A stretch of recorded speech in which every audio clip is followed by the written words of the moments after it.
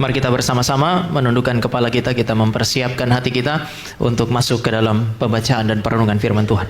Kita berdoa. Bapa kami yang ada di dalam kerajaan sorga, Bapa yang kami sembah di dalam Tuhan kami Yesus Kristus, Juru Selamat yang hidup itu. Kami bersyukur karena pada hari ini kami boleh datang merayakan kebangkitan Kristus. Kami percaya tidak ada kebangkitan tanpa kematian.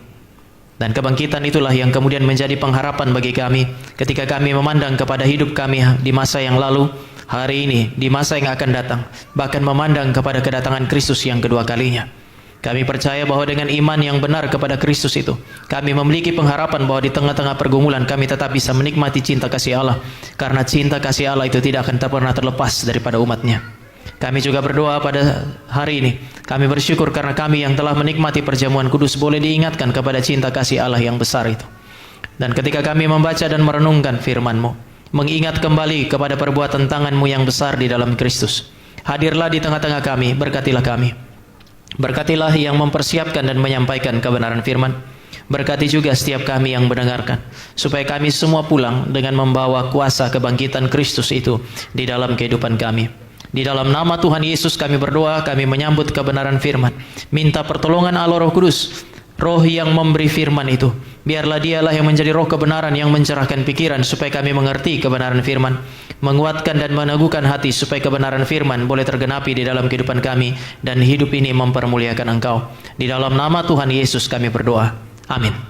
Mari kita buka Alkitab kita dari Injil Yohanes pasal yang ketiga. Injil Yohanes pasal yang ketiga ada 3 ayat yang akan saya ajak Bapak Ibu untuk renungkan. Itu ayat yang ke-13, ayat 14 dan ayat yang ke-15. Injil Yohanes pasal yang ketiga ayat 13 sampai dengan ayat yang ke-15. Kita baca bersama-sama ketiga ayat ini. 2, tidak. Tidak ada seorang pun yang telah naik ke sorga selain daripada Dia yang telah turun dari sorga, yaitu Anak Manusia. Dan sama seperti Musa meninggikan ular di padang gurun, demikian juga Anak Manusia harus ditinggikan, supaya setiap orang yang percaya kepadanya beroleh hidup yang kekal. Bapak Ibu Saudara yang kekasih di dalam Tuhan, di dalam 1 ayat atau di dalam 3 ayat, saudara dan saya akan menemukan beberapa hal. Yang pertama, saudara dan saya akan menemukan identitas daripada Yesus Kristus. Siapa Dia yang disebut sebagai Anak Manusia. Yang kedua, saudara dan saya akan menemukan dari mana Dia datang. Dan yang ketiga, saudara dan saya juga akan menemukan apa yang menjadi karyanya dan bagaimana saudara dan saya meresponi Dia. Oleh karena itu, maka saya percaya ini adalah salah satu bagian teks yang sangat penting. Yesus mulai dengan mengatakan bahwa tidak ada orang yang pergi ke sorga kecuali Anak Manusia turun dari sorga. Bapak Ibu, Dia mulai dengan menyebut dirinya sebagai Anak Manusia. Bapak Ibu, banyak orang yang kemudian melihat bahwa Yesus Kristus mengatakan dirinya sebagai Anak Manusia, maka banyak orang melihat bahwa karena Dia adalah Anak Manusia, berarti Dia sama dengan kita. Dan dengan demikian kalimat ini atau frasa Anak Manusia tidak merujuk sama sekali kepada keilahiannya. Banyak orang yang mempersoalkan bahwa Yesus Kristus tidak pernah mengklaim keilahiannya. Dan lalu kemudian mereka bilang, Yesus bukan hanya tidak pernah mengatakan bahwa Dia Allah, tetapi Yesus Kristus sendiri mengatakan bahwa Dia adalah Anak Manusia. Tetapi melalui 3 ayat ini, saudara dan saya memang akan menemukan Dia berkata Anak Manusia. Dia menyebut dirinya sebagai Anak Manusia. Itu berarti Dia sama dengan saudara dan saya, anak-anak daripada manusia. Tetapi pada saat yang sama, di dalam 3 ayat ini, saudara dan saya akan menemukan bahwa Dia berbeda dari semua anak manusia, sekaligus Dia melampaui semua anak manusia. Maka ini adalah anak manusia yang berbeda dari anak-anak manusia lainnya. Dia mulai dengan ayat yang ke-13. Saudara dan saya anak manusia. Dia adalah anak manusia, tetapi ada perbedaan di sana. Dia mengatakan tidak ada manusia yang naik ke sorga. Sekali lagi, tidak ada manusia yang naik ke sorga. Di dalam ayat yang pasal 1 ayat 18, tidak ada manusia yang melihat Allah. Kalau saudara dan saya mau gabungkan 2 ayat ini, maka Yesus bilang, di dalam dunia ini tidak ada satupun anak manusia yang pernah naik ke sorga untuk melihat Allah. Saudara, Yesus sementara menentang tradisi orang Yahudi yang waktu itu sangat percaya bahwa Musa atau orang-orang tertentu seperti Musa, seperti Abraham, itu telah naik ke sorga. Mereka bukan hanya naik ke sorga, tetapi setelah mereka turun, mereka membawa serta wahyu Tuhan. Jadi firman yang mereka dapatkan itu karena ada orang-orang yang naik ke sorga dan membawa wahyu itu turun. Yesus kemudian menentang pemikiran ini, dan kemudian dia mengatakan tidak mungkin ada manusia yang pergi ke sorga untuk melihat Allah dan menceritakan kepada saudara dan saya mengenai apa yang terjadi di sorga. Kalau Musa, Abraham saja tidak bisa, apalagi pendeta Tama. Hari ini banyak hamba Tuhan mengaku mereka pergi ke sorga, tetapi Bapak Ibu, jika mereka masih manusia, maka 2 ayat ini, 3 ayat 13, 1 ayat 18 mengatakan kepada saudara dan saya tidak mungkin itu terjadi. Kalau satu waktu Pak Peter baru habis ditabiskan pendeta hari Jumat kemarin, perkunjungan kepada Bapak Ibu, lalu kemudian dia datang, kenapa Pak datang ke sini? Oh ya, saya disuruh sama Tuhan Yesus. Dari mana Bapak tahu kemarin saya naik ke sorga? Maka pertanyaan pertama yang harus Bapak Ibu berikan kepada Pak Peter, apakah Anda masih manusia? Kalau dia bilang dia manusia, Bapak Ibu bisa ingatkan ayat yang ke-13. Tidak ada satu manusia pun yang pergi ke sorga. Kalau Pak Peter masih ngotot, Bapak Ibu bisa bilang, Pak Peter, saya mau tanya, kami harus percaya kepada siapa? Percaya kepada perkataanmu atau percaya kepada perkataan daripada Yesus Kristus? Kalau dia bilang, percayalah kepada Yesus Kristus, maka saudara bisa bilang, kalau begitu Anda menipu. Pak Peter, sorry, contoh yang paling gampang ini. Tidak harus begitu. Tetapi kalau dia bilang, kamu harus percaya kepada Yesus Kristus, maka saudara harus bilang, kalau begitu Anda berdusta, Anda menipu. Karena Kristus bilang bahwa tidak ada yang pergi ke sorga, tidak ada manusia pergi ke sorga. Sebaliknya, kalau Pak Peter bilang begini, sudahlah, percaya kepada saya, maka saudara harus bilang, Anda penyesat karena Anda memisahkan kami dari Kristus, Anda membuat kami tidak percaya kepada Kristus.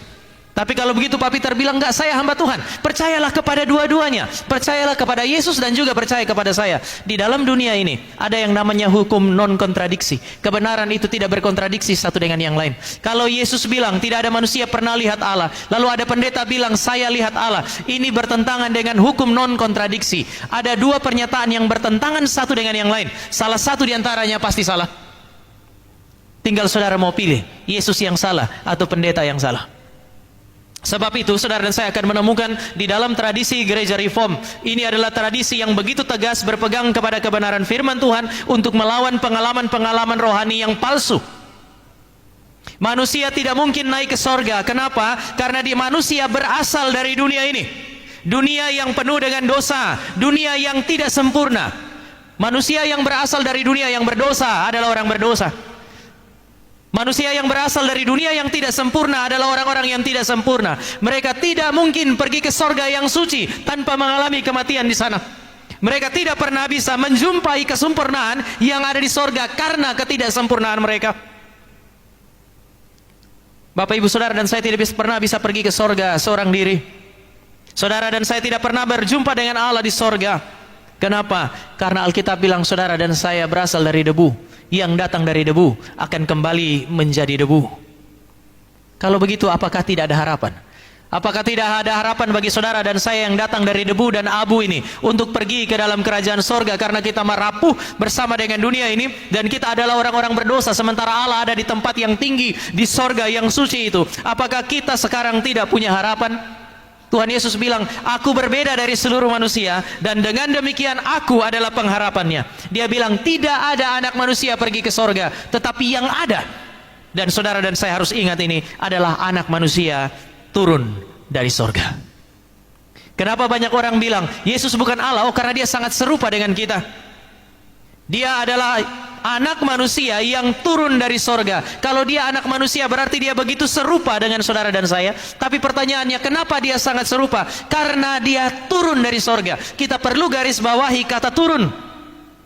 Kata turun inilah yang saudara dan saya hari ini bisa terjemahkan sebagai merendahkan diri. Paulus menerjemahkannya sebagai mengosongkan diri. Anak manusia turun dari sorga menjadi sama dengan manusia. Dia mengosongkan dirinya, dia merendahkan dirinya untuk mencari manusia berdosa seperti saudara dan saya, dan membawa kita kembali kepada Bapa yang ada di sorga. Sebab itu di dalam ayat 16 dikatakan, anugerah Allah yang paling besar adalah Yesus Kristus. Saudara bisa lihat sekali lagi di dalam ayat yang ke-16. Karena begitu besar kasih Allah akan dunia ini, sehingga ia telah mengaruniakan anaknya yang tunggal. Kalau Allah mengasihi saudara dan saya, bukan pertama-tama saudara dan saya diberikan kesempatan untuk melampaui natur kita, datang dari diri kita, pergi kepada Allah di sorga. Bukan. Kalau Allah mengasihi saudara dan saya, hal pertama yang akan terjadi adalah Dia mengutus anaknya yang tunggal itu untuk turun menjumpai saudara dan saya. Dia telah mengaruniakan anaknya yang tunggal. Supaya apa? Supaya sang anak yang datang dari sorga itu membawa saudara dan saya pergi ke sorga. Oleh karena itu maka dituliskan di situ, supaya setiap orang yang percaya kepadanya tidak binasa, melainkan memperoleh hidup yang kekal. Maka saudara dan saya harus ingat ini. Yesus Kristus bilang Dia anak manusia, tapi Dia adalah anak manusia yang berbeda dengan semua manusia yang lain, karena Dia turun dari sorga. Ini adalah anugerah Allah yang paling besar, hadiah yang diberikan oleh sorga kepada saudara dan saya yang ada di dalam dunia. Ini adalah harta yang paling berharga, yang tidak bisa dimakan oleh ngengat dan karat. Dia adalah harta yang paling berharga yang telah turun dari sorga. Tapi karena Dia turun dari sorga, maka Tuhan Yesus bilang Dia harus ditinggikan. Anak manusia ini bukan hanya turun dari sorga, tapi anak manusia yang turun dari sorga harus ditinggikan. Hari ini saya mengajak saudara dan saya untuk merenungkan kalimat ini. Anak manusia harus ditinggikan. Apa artinya Yesus Kristus harus ditinggikan? Yang pertama, Bapak Ibu, adalah apa yang kita rayakan pada Jumat Agung. Ketika berbicara mengenai Yesus Kristus ditinggikan, yang Dia maksudkan adalah anak manusia yang turun dari sorga itu menjadi serupa dengan manusia, disebut sebagai anak manusia untuk satu tujuan, yaitu naik ke atas kayu salib, ditinggikan di atas kayu salib. Bapak Ibu, dari 12 kali penggunaan kata ditinggikan oleh Yesus Kristus di dalam Injil Yohanes, 4 diantaranya berbicara mengenai penyaliban. Jadi anak manusia turun ke dalam dunia untuk apa? Untuk ditinggikan di atas kayu salib. Mari kita lihat misalnya, kata ditinggikan itu digunakan di dalam pasal 12 ayat 32 dan 33. Injil Yohanes pasal yang ke-12 ayatnya yang ke-32 dan 33. Saya baca ayat 32, Bapak Ibu membaca ayat yang ke-33. Dan aku, apabila aku ditinggikan dari bumi, aku akan menarik semua orang datang kepadaku. Ayat 33.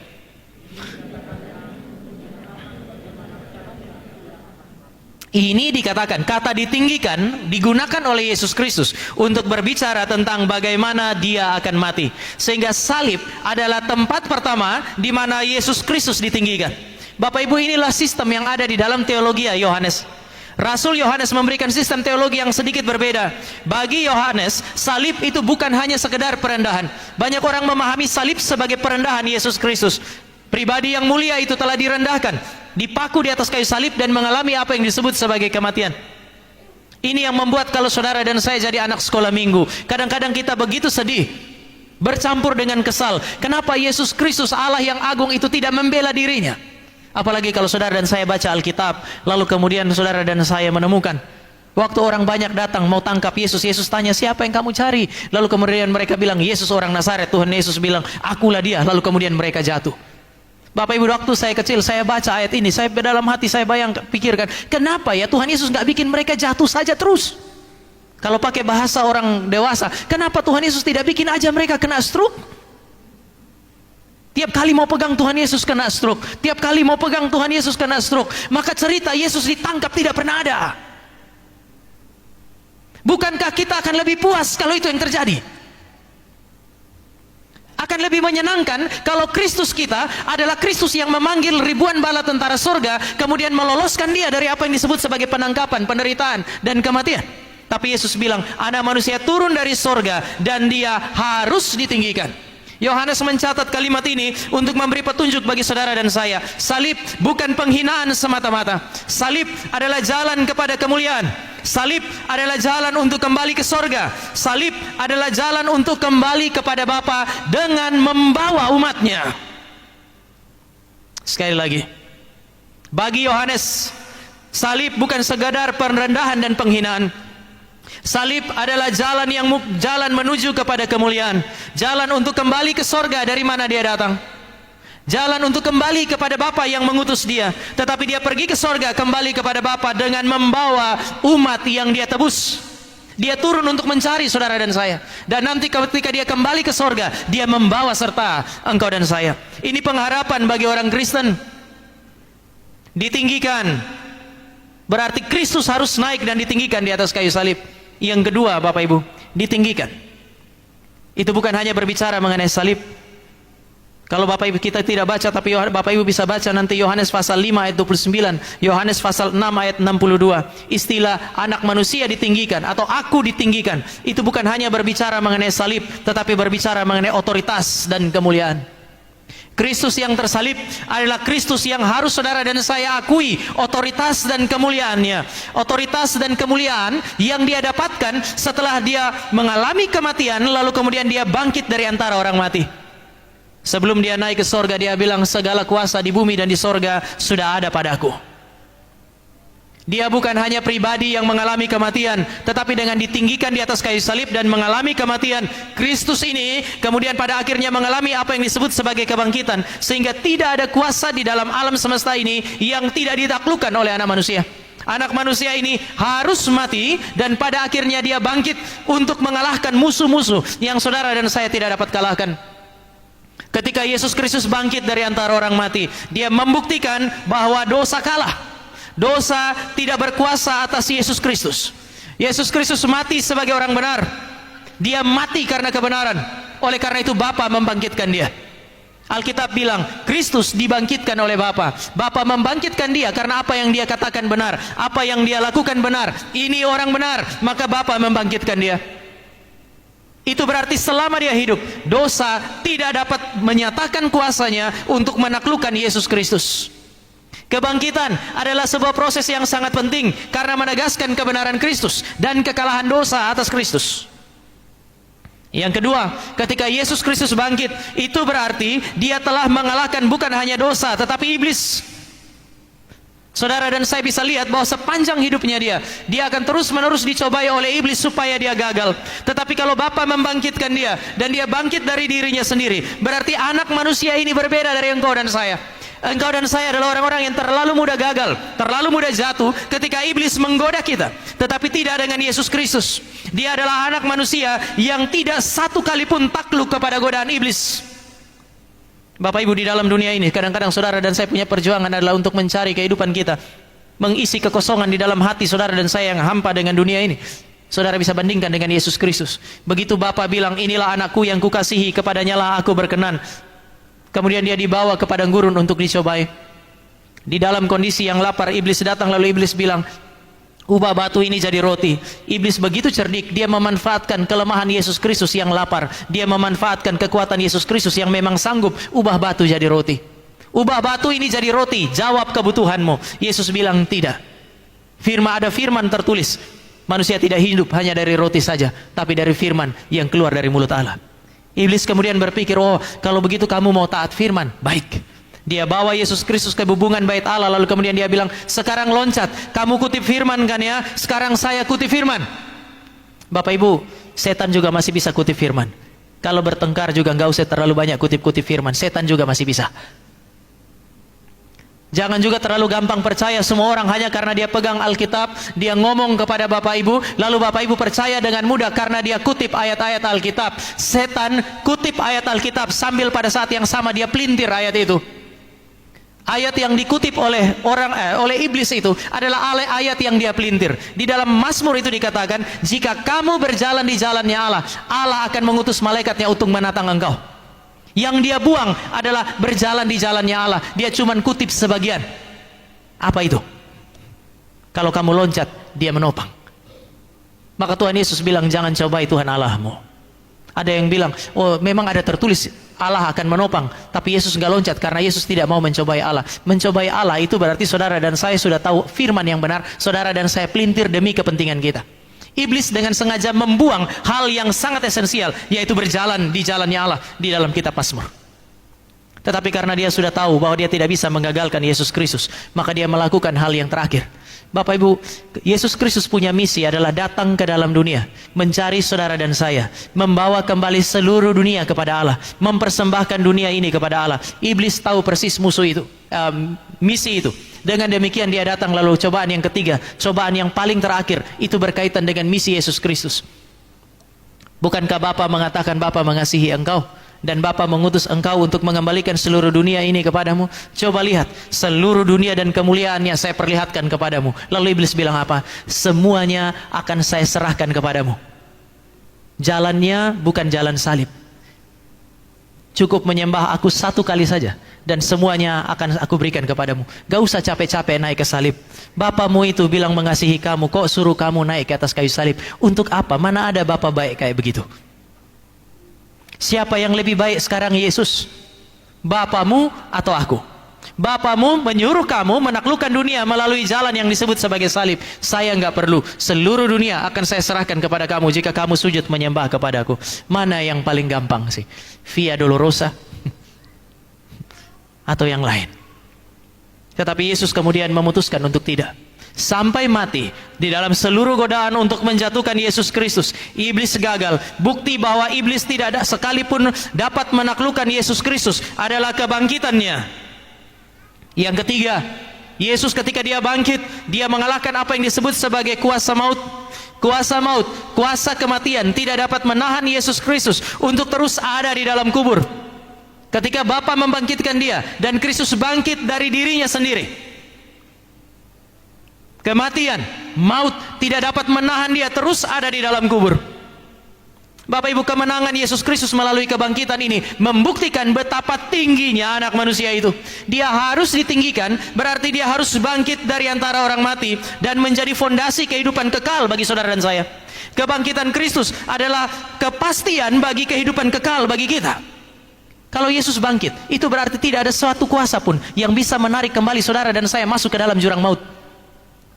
Iblis tidak bisa, karena sudah dikalahkan oleh Yesus Kristus. Engkau dan saya adalah miliknya. Mana bisa iblis tarik saudara dan saya kembali ke tempat yang lama? Tidak bisa.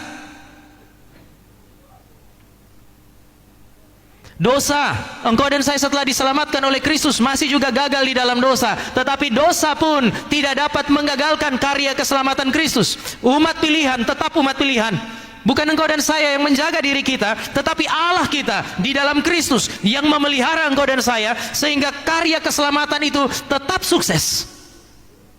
Di dalam tradisi teologi reform, kita tidak percaya ada orang yang sudah selamat bisa kehilangan keselamatannya. 1 Yohanes pasal 1 Yohanes pasal yang kedua ayat 18-19, kalau nanti pulang saudara baca di situ dengan jelas Yohanes mengatakan sekarang ada banyak antikristus itu atau mereka itu berasal dari antara kita. Artinya dulu mereka Kristen seperti saudara dan saya, sekarang mereka melawan Kristus menjadi antikristus. Tetapi Yohanes dengan segera mengatakan begini, itu harus terjadi supaya terbukti bahwa dari dulu mereka tidak pernah bersama-sama dengan kita. Saya sering pakai contoh ini di dalam kelas katekesasi. Satu saat kalau saya datang bilang sama pengurus jam tangan saya hilang, pengurus akan tanya jam tangan yang mana? Itu jam tangan yang biasa saya pakai itu. Mungkin pengurus bisa iseng, apakah itu benar-benar milik Bapak? Saya akan bilang iya, kalau itu memang milik saya, lalu nggak ada, itu namanya hilang. Tapi kalau saya tidak pernah punya jam tangan, lalu kemudian saya datang kepada pengurus, lalu saya bilang, Pak Joy, jam tangan saya hilang. Pak Joy tanya, beli di mana waktu itu Pak? Saya nggak pernah beli. Oh, siapa yang kasih?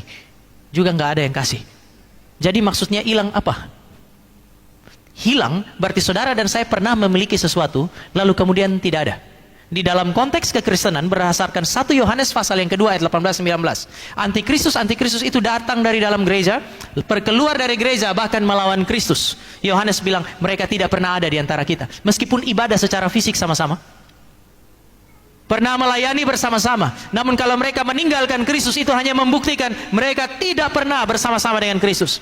Itu sebab Paulus pernah bilang begini, siapakah yang akan memisahkan engkau dan saya dari kasih karunia Allah? Pedangkah, kematiankah, penderitaankah, kuasa kegelapankah? Tidak ada yang bisa memisahkan saudara dan saya dari kasih karunia Kristus. Kristus yang bangkit telah menaklukkan segala kuasa yang mungkin menarik engkau dan saya menuju ke dalam kebinasaan. Tetapi semua kuasa itu telah dihancurkannya. Maka saudara dan saya punya satu kepastian terkait dengan keselamatan. Banyak orang menolak ajaran ini, tapi kalau ditanya hari ini kalau mati yakin masuk surga, biasanya orang Kristen sombong yang minta ampun kan ya? Yakin masuk surga. Apa dasar keyakinan saudara? Ini keyakinan yang sangat-sangat alkitabiah. Tetapi pada saat yang sama, orang-orang yang yakin kalau mati masuk surga adalah orang yang menolak bahwa mereka punya keselamatan dijamin oleh Yesus Kristus, bukan dijamin oleh diri mereka sendiri. Tapi kalau dijamin oleh Kristus, saya mau ingatkan Anda, Kristus yang saudara dan saya punya adalah Kristus yang setia, bahkan ketika engkau dan saya tidak setia. Siapa yang dapat menaklukkan dia? Tidak ada. Sekali dia memenangkan engkau dan saya melalui kematian dan kebangkitannya, selama-lamanya milik Kristus adalah milik Kristus. Tidak ada yang bisa mengambilnya. Oleh sebab itu, maka kebangkitan adalah sebuah proses yang sangat penting. 1 Korintus pasal 15 ayat 14 mengatakan, jika Yesus Kristus tidak pernah bangkit, maka sia-sialah iman kita. Sia-sia. Tidak ada kepastian keselamatan. Bahkan mungkin tidak ada keselamatan sama sekali. Bapak Ibu, kekristenan tanpa kebangkitan Kristus itu bukan hanya tidak lengkap. Ada yang bilang kalau kita percaya kepada Kristus yang mati tidak bangkit itu tidak lengkap. Bukan cuma tidak lengkap Bapak Ibu, itu bukan Kristen sama sekali. Yang membedakan Kristen dari yang lain adalah ketika mereka percaya bahwa Yesus Kristus bukan hanya mati tetapi bangkit dari antara orang mati. Kita tidak peduli dengan kekristenan yang tidak lengkap, yang hanya mau berbicara mengenai Yesus yang mati. Engkau dan saya harus berbicara mengenai Paskah, hari di mana Yesus Kristus bangkit. Karena kekristenan dengan kematian Kristus tanpa kebangkitan bukan hanya tidak lengkap, tetapi itu bukan Kristen sama sekali. Jatuh bangunnya kekristenan itu selalu bersamaan dengan kematian dan kebangkitan Yesus Kristus. Kalau Yesus tidak pernah bangkit, kekristenan tidak akan pernah ada. Bapak Ibu, ketika Yesus Kristus abad pertama bangkit, kekristenan itu berkembang. Ada orang yang tanya, kok bisa ya? Kekristenan kan itu bukan hanya agama yang minoritas, itu cuma satu kelompok kecil orang percaya kepada Yesus Kristus. Kenapa tiba-tiba itu agama bisa mempengaruhi banyak orang? Salah satu fakta yang terkuat yang membuat kekristenan abad pertama berkembang adalah fakta yang tak terbantahkan, yaitu Yesus Kristus bangkit.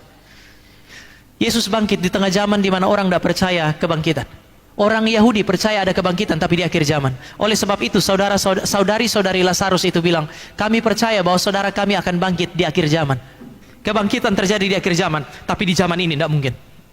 Sementara itu di Romawi mereka dipengaruhi oleh apa yang disebut sebagai kebudayaan Yunani. Kebudayaan Yunani itu sangat membedakan apa yang disebut sebagai hal-hal yang material, tubuh, dan juga hal-hal yang spiritual, jiwa. Tubuh adalah penjara bagi jiwa, kematian memisahkan, membebaskan jiwa dari tubuh. Ini sebuah kemerdekaan. Maka orang Yunani pada masa itu tidak menginginkan yang namanya kebangkitan. Yang satu tidak percaya kebangkitan di zaman ini, yang satu tidak mau mengalami apa yang disebut sebagai kebangkitan. Bahkan mereka percaya bahwa kebangkitan itu mitos. Kenapa orang Yahudi dan orang Yunani tiba-tiba menjadi orang yang percaya kepada Yesus Kristus? Para ahli sejarah mengatakan hanya satu yang menjelaskan semua itu, Yesus Kristus benar-benar bangkit. Sehingga orang-orang yang tidak percaya ini akhirnya diyakinkan oleh satu fakta, yaitu fakta kebangkitan Yesus Kristus. Hari ini engkau dan saya menyebut diri Kristen. Apakah engkau percaya bahwa Yesus Kristus tidak hanya mati, tetapi dia bangkit dari antara orang mati? Tapi kalau seandainya engkau percaya bahwa dia adalah pribadi yang ditinggikan di atas kayu salib sehingga mengalami kematian, dia adalah pribadi yang ditinggikan karena dia bukan hanya mengalami kematian tetapi dia juga mengalami kebangkitan. Apakah kematian dan kebangkitan Kristus ini mengubah kehidupan saudara dan saya atau tidak? Saya kira ini adalah sebuah pertanyaan yang penting yang harus saudara dan saya jawab, harus saudara dan saya pikirkan. Kita Kristen percaya Yesus mati dan Yesus bangkit. Pertanyaannya, kematian dan kebangkitan Kristus mengubah kehidupan kita atau kehidupan kita masih sama? Ada lagu zaman dulu, aku masih seperti yang dulu. Orang zaman saya tahu lagu itu. Anak-anak zaman sekarang sudah tidak tahu, mereka cuma tahu Blackpink. Kadang-kadang black, kadang-kadang pink.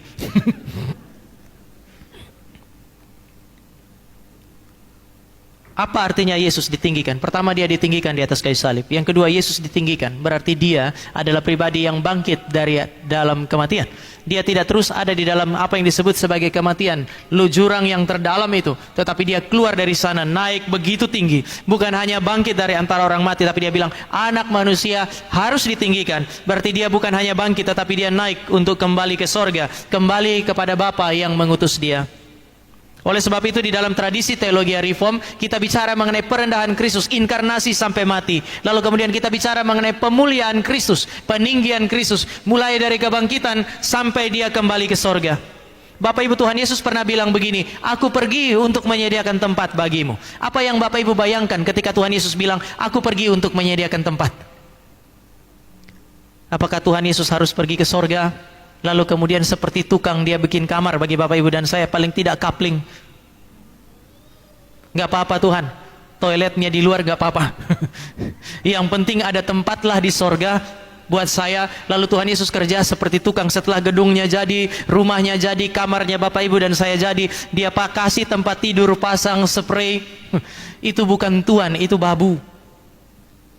Jadi apa yang dilakukan oleh Yesus Kristus? Kalau hanya mau bikin buat Bapak Ibu dan saya mempersiapkan tempat dalam pengertian membuat kapling bagi saudara dan saya di sorga, dia cukup berfirman dan jadi kan? Bapak Ibu, ketika dia mengatakan aku harus menyediakan tempat bagi kamu, itu berbicara mengenai proses ini Bapak Ibu. Dia harus kembali ke sorga agar karya keselamatan sempurna. Apakah ketika dia bangkit karya keselamatan belum sempurna? Karya keselamatan yang harus dikerjakan di bumi ini sudah selesai, namun totalitas karya keselamatan belum selesai kecuali Yesus yang bangkit ini kembali ke sorga dan duduk di sebelah kanan Allah.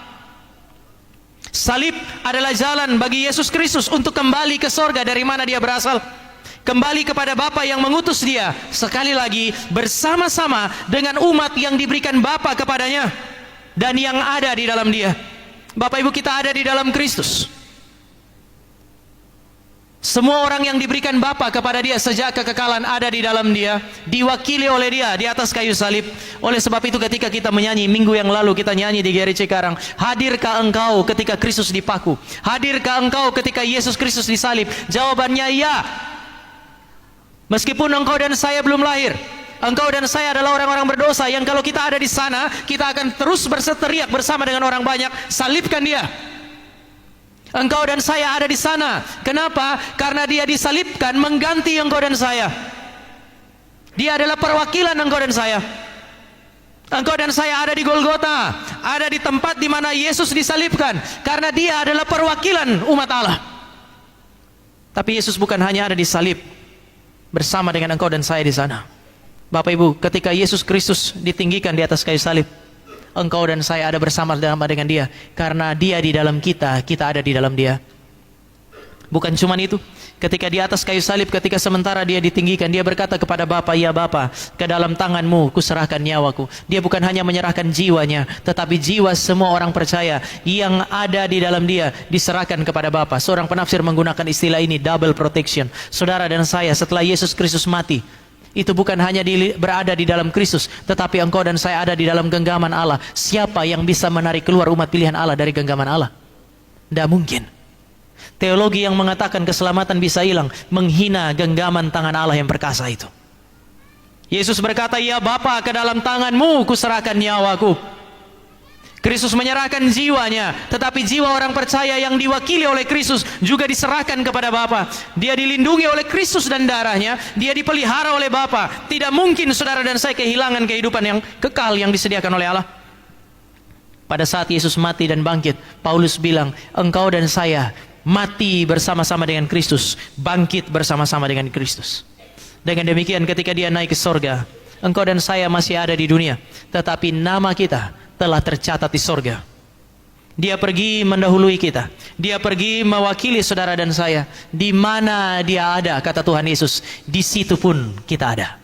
Ketika dia berdoa dalam Yohanes pasal 17, aku berdoa bukan untuk dunia, aku berdoa bagi mereka. Supaya apa? Supaya nanti di mana aku berada, di situ pun mereka berada. Yesus turun dari tempat yang tinggi menuju jurang yang paling dalam, yaitu apa yang disebut sebagai kematian. Tetapi dia melakukan itu untuk membawa saudara dan saya yang tadinya ada di dalam jurang maut yang dalam itu, untuk bawa menuju ke tempat yang tertinggi, tempat di mana Allah ada, dan itu adalah kerajaan surga. Anak manusia harus ditinggikan, bukan berarti dia hanya bangkit, tetapi dia harus naik ke surga. Dia naik ke surga, mewakili saudara dan saya, sehingga saudara dan saya punya apa yang disebut sebagai kepastian keselamatan. Yang terakhir, Bapak Ibu, anak manusia harus ditinggikan. Ayat yang ke-15 mengatakan bahwa Kristus ditinggikan. Ditinggikan terkait dengan apa yang disebut sebagai the object of worship. Kristus harus menjadi objek penyembahan yang benar. Barang siapa yang percaya kepadanya akan memperoleh hidup yang kekal. Saudara dan saya tidak bisa percaya kepada nabi manapun di dalam dunia ini untuk memperoleh hidup kekal, kecuali kepada Kristus. Ini yang membuat orang Kristen sulit sekali untuk kemudian menerima satu podcast yang beberapa hari ini muncul. Podcast itu bilang, Allah itu milik semua agama. Sorga milik semua agama. Omong kosong. Sorga adalah milik orang yang ada di dalam Kristus. Mengerikan. Orang menyebut diri pendeta, lalu bilang tentang Allah itu adalah somebody up there. Lalu kemudian semua agama dengan cara mereka akan ada di tempat di sana. Hari ini Alkitab bilang tidak. Hanya engkau dan saya yang ada di dalam Kristus yang akan menuju ke sana, karena engkau dan saya tidak pergi ke sana dengan kekuatan sendiri. Engkau dan saya pergi ke sana karena Kristus membawa engkau dan saya. Maka dia harus menjadi objek penyembahan yang sejati. Barang siapa percaya kepada dia, mereka lah yang akan memperoleh hidup yang kekal. Oleh sebab itu dia membandingkannya dengan ular tembaga, dan hari ini saya mau ajak Bapak Ibu untuk melihatnya sepintas. Kita tidak baca, tetapi catatan ini ada di dalam Bilangan pasal yang ke-21. Di dalam Bilangan pasal yang ke-21, cerita itu dimulai dengan pemberontakan Israel kepada Allah ketika mereka melawan Musa. Jadi pada hari itu ada dua yang mereka lawan. Pertama Musa, pemimpin yang dipilih oleh Allah. Yang kedua adalah Allah yang mengutus Musa. Ini adalah persoalan pertama, perlawanan kepada Allah. Tapi Allah bilang upah dosa adalah maut. Sehingga ketika mereka melawan Allah, mereka melawan orang yang dipilih oleh Allah. Allah mengutus ular untuk datang lalu memagut mereka sehingga mereka mengalami kematian. Upah dosa adalah maut. Upah dosa adalah apa yang disebut sebagai kematian. Karena sudah banyak yang mati, mereka begitu takut, mereka datang kepada Musa. Musa, ampuni kami. Jadilah perantara bagi kami, datang kepada Allah lah, minta ampun sama Tuhan. Lalu Tuhan bilang, oke, kalau begitu Musa, bikin ular tembaga, tinggikan ular tembaga itu, supaya setiap orang yang dipagut oleh ular itu, kalau mereka percaya kepadaku, mereka akan melihat kepada ular itu, dan kemudian mereka memperoleh apa yang disebut sebagai keselamatan. Mereka tidak akan mengalami apa yang disebut sebagai kematian. Bapak Ibu perhatikan, bahwa jalan keluar dari kematian fisik hari itu adalah jalan yang datang dari Allah. Hari itu, belum ada obat penawar untuk gigitan ular seperti sekarang. Apalagi ada di padang gurun. Seharusnya Allah itu kasih semacam serum kan ya. Musa panggil beberapa orang, orang Israel itu cerdas kok. Panggil beberapa orang Israel, adakan penelitian, lalu kemudian hasilkan serum yang cukup meyakinkan, nanti disuntikan kepada orang Yahudi. Tapi kalau itu yang terjadi waktu mereka masih penelitian, semua Israel sudah mati dipatok ular. Maka Allah memberikan satu jalan yang sebenarnya nggak masuk akal dari sudut pandang modern hari ini. Apa itu? Kalau digigit ular, lihat ke ular tembaga, lalu kamu pasti tidak mati. Jalan keluar ini tidak masuk akal kan ya? Kalau kita di gereja, lalu kemudian ada orang lewat digigit ular di gereja, lalu pendeta Tama datang bawa patung ular. Nih, lihat ini. Gak usah ke dokter, lihat ini saja. Saya yakin Bapak Ibu pindah gereja langsung. Ini pendeta masih percaya mantra, jampi-jampi. Saudara tidak akan mau percaya itu. Tetapi ketika di zaman itu, Allah bilang, Allah memberikan satu jalan yang sama sekali tidak sulit untuk diterima dengan akal, yaitu lihat kepada ular itu dan engkau akan lolos dari apa yang disebut sebagai kematian. Israel lolos dari kematian secara lahiriah karena mereka percaya kepada Allah yang memberikan jalan keluar yang mungkin bagi manusia hari itu tidak masuk akal. Mungkin ada di antara orang Israel hari itu yang waktu dia digigit oleh ular, dalam hatinya bergumul kan? Benar nggak ya lihat ular itu? Tapi dia harus percaya kepada Allah, lalu kemudian dia lihat. Ketika dia lihat ke apa yang disebut sebagai ular itu, maka dia mendapatkan apa yang hari ini saudara dan saya bisa sebut sebagai hidup yang baru. Bukan secara spiritual, tetapi secara lahiriah. Hidup baru itu berarti kita mendapatkan kesempatan yang kedua untuk hidup. Itu seperti saudara dan saya sakit, sudah antara hidup dan mati, sebentar lagi mau mati, lalu kemudian ada orang datang, dia kasih obat saudara dan saya sembuh. Kita seperti mendapatkan hidup kita kembali, lolos dari kematian. Waktu pendeta Stephen Tong sakit jantung, lalu kemudian waktu di bypass, semua bergumul kan. Beliau juga ada pergumulan, semua pendeta, semua jemaat bergumul, sehingga begitu mereka pergi, orang-orang di GRI semua, beliau berangkat, semua orang di GRI berdoa untuk beliau. Lalu kemudian operasi berjalan, berhasil ternyata. Gak ada 1 bulan Pak Tong sudah khotbah lagi. Dia khotbah sedikit lebih semangat, lalu kemudian di masterclass dia bilang, saya rasa saya seperti mendapatkan kekuatan yang baru, jantung yang baru. Lalu kemudian dia bilang, kalau begitu kita akan kerja lebih keras tahun ini. Kami yang di masterclass semua hamba Tuhan tarik napas panjang. Kenapa? Karena dia seperti mendapatkan hidupnya sekali lagi. Ini adalah hidup untuk kali yang kedua. Hari itu dengan memandang kepada jalan yang tidak masuk akal, yang disiapkan oleh Allah dan bukan disiapkan oleh manusia, mereka memperoleh kesempatan untuk hidup sekali lagi. Yesus kemudian sekarang membandingkannya, sekali lagi membandingkan dirinya dengan ular tembaga itu. Dia bilang anak manusia harus ditinggikan seperti ular tembaga itu, supaya manusia yang percaya kepadanya dan memandang kepada dia dengan iman, bukan menikmati pertama-tama keselamatan dari kematian secara lahiriah seperti memandang ular tembaga itu, tetapi mereka akan mendapatkan apa yang disebut sebagai kehidupan yang kekal. Mereka lolos dari kematian kekal. Maka Bapak Ibu dan saya akan menemukan ada persamaan dan ada perbedaan di situ. Sama-sama ditinggikan, tapi mari saudara dan saya lihat ini perbedaannya.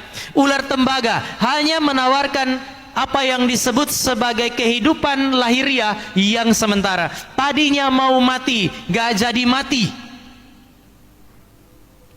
Tetapi di mana orang-orang yang tidak jadi mati waktu itu ketika mereka memandang ular itu? Mereka sudah mati lagi kan ya? Kenapa? Karena mereka hanya menikmati pertolongan secara lahiriah. Berbeda dengan Yesus Kristus. Yesus Kristus menawarkan kepada saudara dan saya apa yang disebut sebagai hidup kekal. Dia ditinggikan supaya ketika saudara dan saya memandang kepada dia, dia menjadi objek penyembahan kita. Kita percaya kepada dia, kita memperoleh hidup yang kekal. Sehingga Tuhan Yesus bilang, barang siapa yang hidup dan percaya kepadaku tidak akan mati untuk selama-lamanya. Tidak mati untuk selama-lamanya. Bahkan ketika engkau dan saya berhadapan dengan kematian, saya pernah khotbah, kalau saudara masih ingat, saudara kita Abel waktu meninggal. Saya bilang orang Kristen ketika mereka mati sekaligus mereka tidak mati. Kenapa? Karena mereka mendapatkan hidup selama-lamanya dari Kristus. Ini perbedaan yang pertama. Yang satu meloloskan dari kematian lahiriah, yang satu meloloskan saudara dan saya dari kematian kekal. Sehingga saudara dan saya, kalau lihat di dalam konteks ular tembaga, orang mendapatkan hidup yang sementara. Di dalam Kristus, saudara dan saya mendapatkan apa yang disebut sebagai hidup yang kekal. Persamaan sekaligus perbedaan yang kedua. Ular tembaga itu di dalam 2 Raja-Raja pasal 8 ayat 4 dihancurkan. Kalau saudara baca itu, ular tembaga itu terpaksa dihancurkan. Karena ular tembaga yang dulu jadi berkat itu, kemudian berubah jadi berhala. Saudara jangan lupa saya pernah bilang, hal-hal yang biasanya jadi berhala, umumnya adalah hal-hal baik yang pernah Tuhan titipkan dalam hidup kita. Ular tembaga yang Allah berikan sebagai berkat untuk meloloskan mereka dari apa yang disebut sebagai kematian, itu kemudian disembah oleh orang Israel. Allah begitu marah sehingga mau tidak mau ular itu harus dihancurkan. Pertanyaan, kenapa ular itu harus dihancurkan? Karena ular itu memisahkan umat Allah dari Allahnya. Dia baik, pernah memiliki sejarah sebagai sesuatu yang baik di dalam gereja, di dalam kehidupan umat Allah. Tetapi sekarang dia memisahkan umat Allah dari Allahnya. Semua yang baik yang memisahkan engkau dan saya dari Allah, itu mesti dihancurkan oleh Allah. Bagaimana dengan Yesus Kristus? Yesus Kristus juga sama. Dia harus dihancurkan. Tubuhnya dihancurkan, darahnya dicurahkan. Dia harus turun ke dalam dunia ini, menjadi anak manusia sama seperti engkau dan saya. Dan tiba pada waktu yang ditentukan oleh Allah, tubuhnya dihancurkan. Dan saudara dan saya mengingatnya melalui roti yang dipecah-pecahkan. Darahnya dicurahkan oleh karena tubuh itu hancur. Saudara dan saya mengingat peristiwa ini melalui anggur yang kita minum di dalam perjamuan kudus. tubuhnya dihancurkan, darahnya dicurahkan, sehingga dia bukan hanya turun ke bumi bersama dengan saudara dan saya, tapi dia mengalami apa yang disebut sebagai kematian. Untuk apa? Untuk memisahkan engkau dan saya bukan dari Allah tetapi dari kematian. Lalu saudara dan saya mendapatkan kehidupan yang kekal karena kita bersekutu dengan Allah. Oleh sebab itu kalau saudara baca di dalam Yohanes pasal yang ke-6 ayat 27 dan 56, Tuhan Yesus bilang begini, kamu harus makan tubuhku dan minum darahku.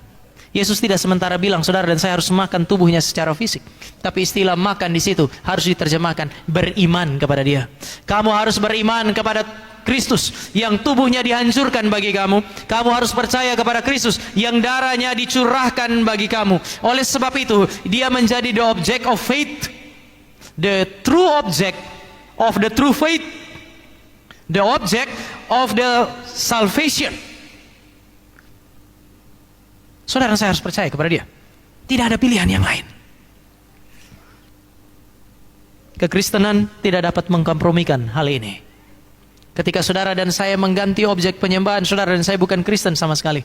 Ketika saudara menyamakan Kristus dengan yang lain yang ada di luar sana seperti yang dilakukan oleh sang pendeta itu, saudara dan saya bukan Kristen. Paskah menceritakan kepada saudara dan saya mengenai siapa yang harus ditinggikan, dan hendaklah Kristus ditinggikan di dalam kehidupan kita secara personal, di dalam kehidupan kita secara komunal. Dan salah satu petunjuk Kristus ditinggikan di dalam komunitas adalah hidup yang dipersembahkan kepada Allah untuk melayani Dia. Kalau Dia adalah pribadi yang turun dari tempat yang tinggi ke dalam dunia ini untuk membawa engkau dan saya yang ada di dalam dunia yang berdosa, bahkan yang berkubang di dalam jurang maut itu untuk datang menjumpai Allah yang suci. Tidak ada perjumpaan dengan Allah yang suci yang tidak berakhir dengan ibadah dan pelayanan kepada Allah ini. Kiranya Paskah mengingatkan saudara dan saya bukan hanya kepada Kristus yang harus ditinggikan, tetapi tanggung jawab yang seharusnya saudara dan saya berikan kepada Allah, mempersembahkan seluruh hidup untuk melayani Dia. Mari kita berdoa. Kami datang kepada Allah yang telah beranugerah bagi kami melalui jalan yang sulit dipahami oleh manusia. Kristus yang ditinggikan di atas kayu salib. Kristus yang dimuliakan melalui kebangkitan dari antara orang mati. Kristus yang dimuliakan melalui kenaikannya ke sorga. Kristus yang dimuliakan sebagai object of faith, objek iman yang sejati, iman yang menyelamatkan. Kami berdoa kiranya Dia ada dalam kehidupan kami. Kami berdoa kiranya Allah ini yang mengasihi kami benar-benar memberi Kristus kepada kami. Biarlah setiap kami yang mendengar firman memperoleh kesempatan untuk mengenal Dia, memperoleh kesempatan untuk beriman kepada Dia, dan kami menikmati mujizat yang sejati, yaitu yang mati bangkit dari kematian dan memperoleh hidup selama-lamanya. Biarlah kami tulang-tulang yang kering yang sudah mati dan tidak dapat hidup dari diri kami sendiri ini, melalui pekerjaan Allah Roh Kudus dan pekerjaan firman, boleh memperoleh kembali nafas hidup daripada Tuhan, memperoleh keselamatan, dan kami mempersembahkan hidup yang daripada Tuhan ini kembali kepada Tuhan. Sehingga kami bukan sekadar menjadi debu yang kembali kepada debu, tetapi ciptaan yang kembali kepada Allah yang sejati. Berbelas kasihanlah bagi kami. Di dalam nama Tuhan Yesus kami berdoa. Amin.